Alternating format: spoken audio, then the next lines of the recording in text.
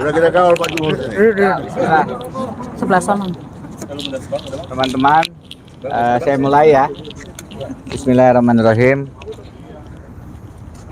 Assalamualaikum warahmatullahi wabarakatuh.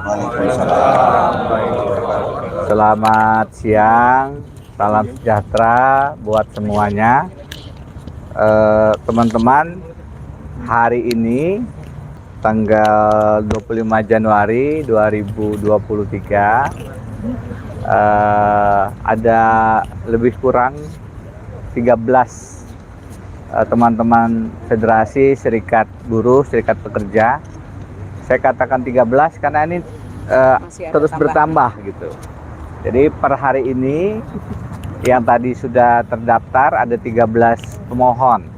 Saya minta waktu ya, saya bacakan ya karena ini penting nih.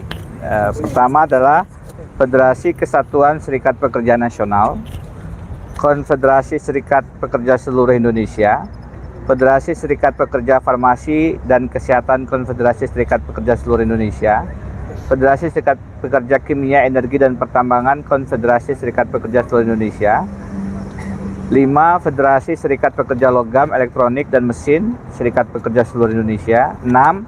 Federasi Serikat Pekerja Pariwisata dan Ekonomi Kreatif Konfederasi Serikat Pekerja Seluruh Indonesia, 7. Federasi Serikat Pekerja Pertanian dan Perkebunan, 8. Federasi Serikat Pekerja Rakyat Indonesia, 9. Gabungan Serikat Buruh Indonesia, 10. Konfederasi Buruh Merdeka Indonesia, 11. Persaudaraan Pekerja Muslim Indonesia, 12. Federasi Serikat Pekerja Listrik Tanah Air Pelita Mandiri Kalimantan Barat dan Serikat Buruh Sejahtera Indonesia 92. Akan ada yang lain lagi karena pada saat kami di sini pun minta maaf kalau ada yang belum tersebut karena baru dalam proses untuk dimasukkan ke dalam permohonan. Jadi ada 13 federasi maupun serikat rekan-rekan buruh dan pekerja yang mengajukan uji formil atas peraturan pemerintah pengganti Undang-Undang Nomor 2 Tahun 2022 tentang Cipta Kerja. Jadi yang diuji adalah formil, bukan material. Materialnya pasti banyak masalah juga. Masih ada substansi-substansi yang problematik dan sangat beririsan dengan kepentingan rekan-rekan buruh. Nah, tapi yang lebih mendasar ini juga ada persoalan-persoalan syarat konstitusionalitas terbitnya Perpu, kegentingannya memaksa, tidak sesuai dengan putusan MK tentang Undang-Undang Ciptaker dan seterusnya. Jadi kami hari ini secara resmi tadi sudah mendaftarkan secara online karena menurut peraturan Mahkamah Konstitusi nomor 2 tahun 2021 pendaftaran jika dikuasakan kepada kuasa hukum itu wajib secara online. Salah satunya mungkin karena ada COVID dan lain-lain sebelumnya ya. Tapi sudah kami daftarkan dan tadi juga sudah dipenuhi syarat-syarat administratifnya. Sambil berproses kita menyampaikan ini kepada publik melalui teman-teman media. Kenapa diajukan sekarang? Kenapa tidak diajukan menunggu proses di DPR? Argumentasinya adalah Perpu ini melanggar konstitusi. Paling mendasar. Jadi ada pelanggaran Undang-Undang Dasar dan karenanya kita tidak bisa membiarkan dia terlalu lama, yang berarti juga makin lama dia dibiarkan, makin lama pelanggaran konstitusi terjadi.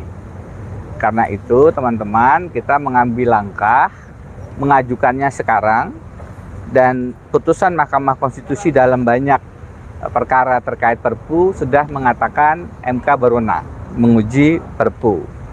Bagaimana nanti kalau ternyata DPR menolaknya, ya bagus, berarti sudah tidak ada Perpu lagi.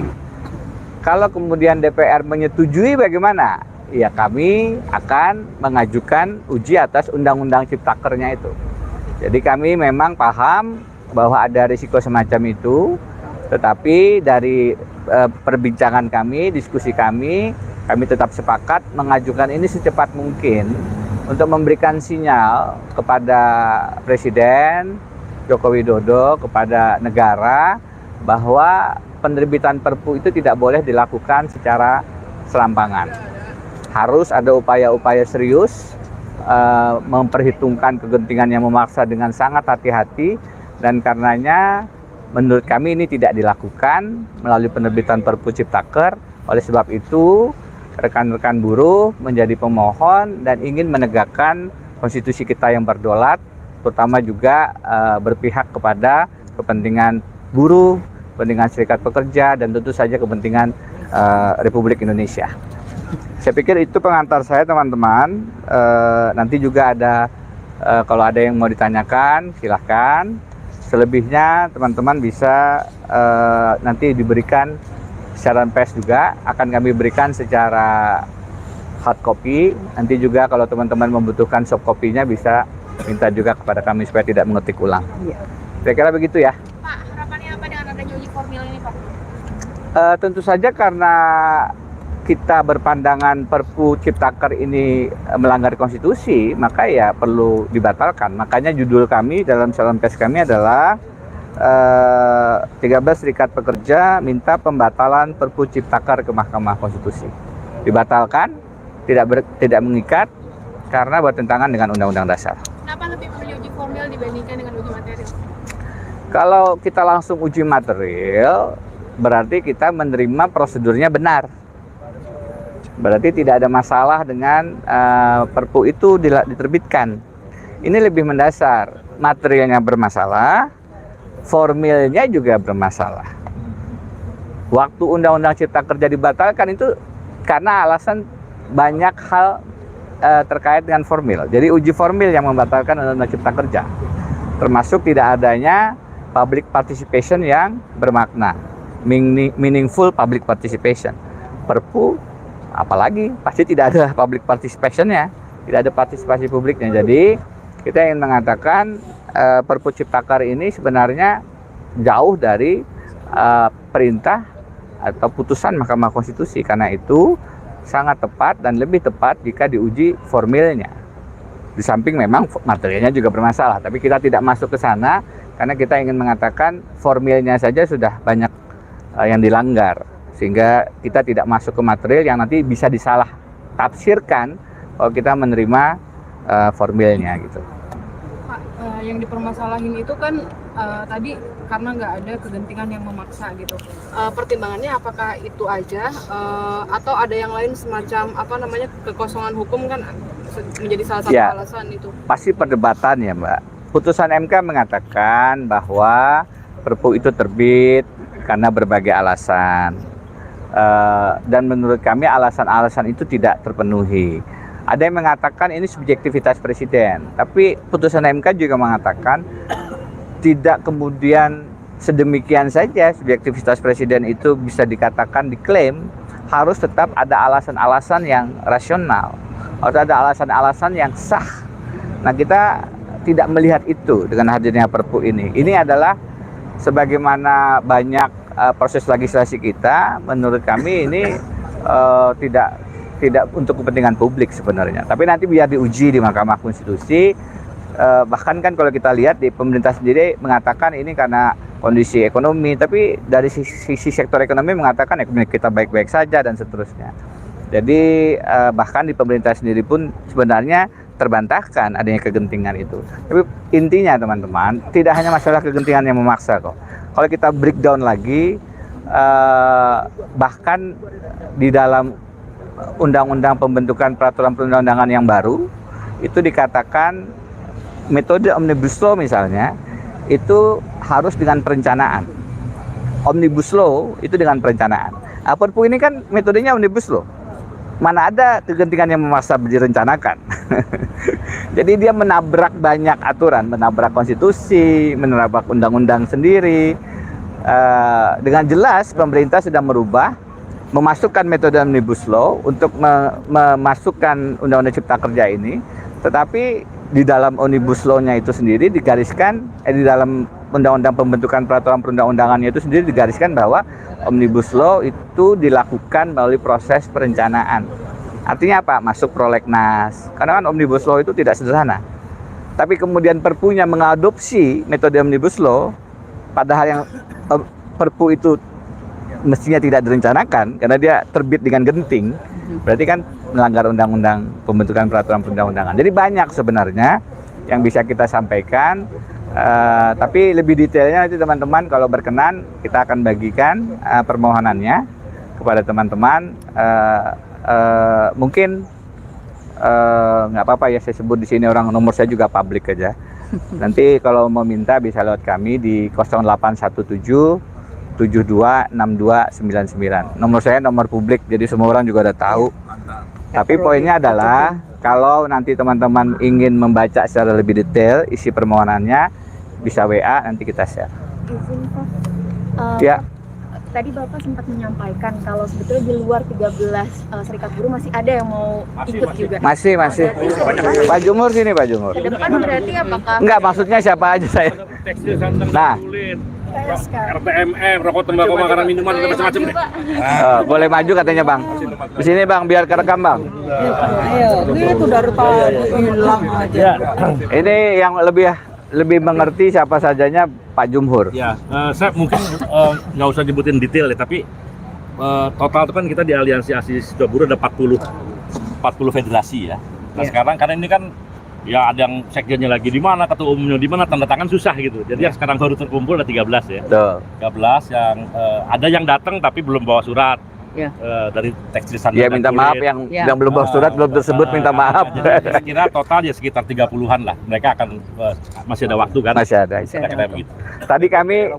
Tadi kami konsultasi di dalam dengan yang menerima permohonan, diberi kesempatan untuk melengkapi. Saya bilang kalau kami menambahkan pemohon masih memungkinkan tidak, masih diberi kesempatan. Jadi hari ini tercatat yang sudah memberikan kuasa dan memberikan masuk dalam surat permohonan ada 13. Tapi sebagaimana dikatakan Pak Jumhur tadi, ini akan insya Allah bertambah tergantung teknisnya nih kan, masalah tanda tangan ini, masalah mengumpulkan ketua sekjen dan kemudian memberikannya tepat waktu ke kami untuk bisa diregister ke Mahkamah Konstitusi. Jadi mudah-mudahan, tapi paling tidak poinnya adalah yang mengajukan tidak sedikit. Karena ini memang banyak yang concern dan banyak yang keberatan menolak hadirnya Perpu Ciptaker ini. Sebelumnya kan pemerintah Untuk buruh di sini. sebelumnya kan pemerintah punya tim satgas sosialisasi yang undang-undang Cipta Kerja itu ya Pak. Itu ke-13 serikat ini apakah pernah dilibatkan gitu Pak untuk sosialisasi atau untuk memberi masukan? Apakah ada Pokoknya yang disebut dengan meaningful participation itu nggak ada, mereka lari kayak copet. Jadi rapat di sini ketahuan mungkin rapat di sini kayak copet gitu. Pindah-pindah hotel. Pindah dan resminya juga kayak copet juga malam-malam gitu kan, kira-kira gitu kan. Nah, jadi karena itu kita nggak pernah diajak. Ya, kalau datang tiba-tiba nih draft udah jadi, tinggal titik koma aja, ya itu namanya bukan diskusi. Diskusi itu dari mulai filosofi dan sebagainya, itu nggak ada. Kita yang ngejar-ngejar. Kita yang ngejar-ngejar ya. Iya. Jadi Tapi undangan sudah disebar berarti ya Pak ke sekarang ini. Maksudnya sebelumnya. Jadi yang terjadi sebenarnya adalah sosialisasi, bukan diskusi atau menyerap aspirasi, bukan. Sudah jadi baru di konstitusional kan? Ya. Sudah inkonstitusional. Saya tambahin kan, pertama kalau Perpu udah jelas itu inisiatif presiden, tidak akan mungkin melibatkan rakyat. Ya. Kan itu subjektif presiden. Nah sekarang sejak Undang-Undang Cipta Kerja dari prosesnya itu kan jelas ya, kita katakan serikat buruh itu tidak pernah diajak bicara, ya kan? Bahkan itu salah satu putusan Mahkamah Konstitusi itu kan menjelaskan bahwa hasil putusan di DPR aja isinya tuh beda-beda. Makanya dibatalin oleh Mahkamah Konstitusi. Ya. Nah, jadi kita datang ke sini itu adalah mengawal konstitusi. Dan yang dilecehkan itu adalah Mahkamah Konstitusi oleh presiden. Nah, jadi di situ menurut saya yang paling penting. Jadi kalau sampai gini, sekarang, Pak. Kalau ini dia tidak menolak Perpu, ya, Berarti seneng dilecehkan. berarti sedang dilecehkan. Jadi teorinya gini, kalau Pak Denny sebagai kuasa hukum kita mempermasalahkan soal Perpu dan tidak dikabulkan, Ya. artinya Mahkamah Konstitusi senang dilecehkan oleh eksekutif. Iya. Itu kesimpulannya gampang kan? Demen banget gitu loh. Gampang. Menikmati pelecehan. Menikmati pelecehan. Artinya penyakit. Iya. Memang sekarang pemerintah salah satunya melalui Menteri Tenaga Kerja itu sedang gencar melakukan sosialisasi. Kita nggak butuh sosialisasi, kita nggak perlu diajarin, udah paham dari sejak awal. Karena ini copy paste dari Undang-Undang Cipta Kerja yang sejak awal kita tolak dan sudah dinyatakan inkonstitusional bersyarat. Gitu. Clear. Ya kayak copet lah, kayak copet. Lari-lari. Sekian teman-teman ya. Cukup ya. Lagi-lagi kalau butuh siaran persnya nanti ada di yang hard copy-nya ada. So filenya juga kita akan kirim. Makasih banyak semuanya. Makasih. Assalamualaikum. Jadi Kita akan juga menggugat Perpu ini ke apa namanya? Ke pengadilan. ya PTWN, PMA. Ada satu yang ketinggalan. Ya, Ada satu hal yang ketinggalan. Melawan hukum. perbuatan melawan hukum. Teman-teman media, ada satu hal yang terlupa. Federasi dan serikat buruh yang sama akan mengajukan gugatan perbuatan melawan hukum Presiden Joko Widodo di Peradilan Tata Usaha Negara. Kami akan masukkan gugatannya minggu depan. Kalau tidak ada perubahan hari Rabu ya. Jadi akan ada dua langkah hukum yang berjalan paralel. Satu adalah uji formil di Mahkamah Konstitusi atas perpunya. Kedua adalah perbuatan melawan hukum Presiden Jokowi di PT UN Jakarta. Yang akan dimasukkan insya Allah Rabu. Nanti kalau masuk mungkin teman-teman kami undang juga. Ya. Penggugatnya sama. Jadi dua. Ada dua langkah hukum. Iya benar, saya lupa itu. Ya. Jadi nanti itu sekarang Mahkamah Konstitusi minggu depan kami akan melaporkan bahwa Presiden telah melakukan perbuatan melawan hukum. Ya, melawan hukum kami juga di Pengadilan Tata Usaha Negara. Ya, kalau itu sudah di sana nanti akan berakhir pada impeach itu kalau dinyatakan bersalah karena dia melanggar konstitusi. Ya, dan aksi tanggal 14 Februari tetap dilakukan Ya, jadi itu gerakan-gerakan aliansi sektor yang lainnya ya. Jadi kami nggak akan membiarkan Presiden dan DPR sewenang-wenang kepada rakyatnya. Ya, ini negara hukum. Ya. Kita buktikan aja apakah MK mau dilecehkan, ya kan? Pengadilan itu. Mestinya pengadilan semuanya pasti memenangkan kita. Menikmati pelecehan. Nah, Ya, itu masalahnya ya. Ya, demikian ya. Oke, demikian. Terima kasih. Terkait Perpu yang saya dengar isinya sedikit banyak duplikat dari Undang-Undang Cipta Kerja sendiri. Justru malah ada beberapa poin yang lebih banyak mengambil hak pekerja. Nah, ini kan diterbitkan terlalu sedikit last minute ya 30 Desember 2022. Di mana masuknya tahun-tahun politik. Ada indikasi ke situ nggak Bang kira-kira? Kalau masalah politik tanya ke teman-teman buruh nih. Aku biar dihukumnya dulu. Kalau ke politik nggak ada, yang jelas lebih jelek. Cuti 12 hari, lulu pada semua, nggak dapat lagi tuh 12 hari dalam setahun, atau sebulan dalam 6 tahun.